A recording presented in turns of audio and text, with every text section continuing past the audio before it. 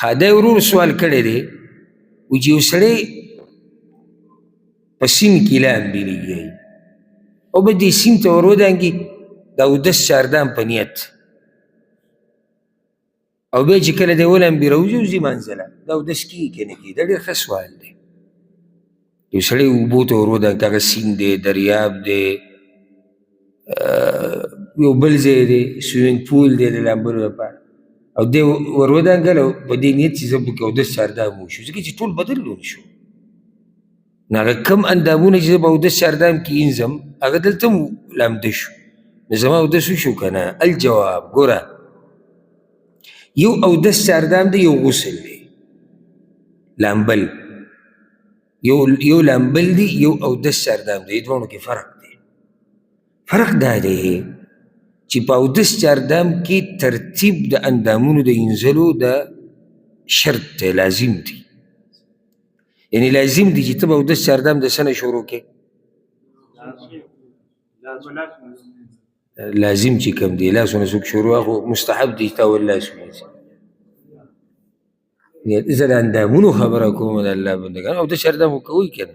اول څه اینځئ مخ اینځئ اول مخ نه اینځو مونږ او مخکې دننه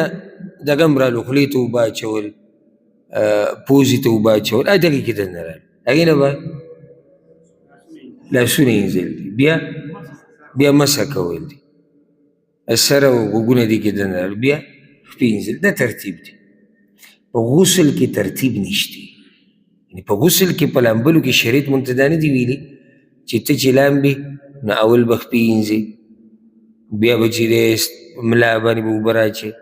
بیا به په لاس باندې اوبه داسې ترتیب نشتی اوس زه تاسو نه دا سوال کوم که یو سړی اوبو ته ور ودانګي په دې نیت چې زه اودس چاردام کوم نو ده د اندامونه په هغه ترتیب وینځل کوم ترتیب چې راغلی نه او که دی ور ودانګي او نیت یې د لامبلو دی او لامبلو کې پوزې او خولې ته اوبه اچول دي هغه د ور واچولې خوله یې هم کنګاله کړه پوزې ته اوبه ور واچوې سوڼ کړه او بیا یې اوبو ته ور ودانګل غسل وشو که ونه شو غسل ویم غسل وشو ولې غسل وشو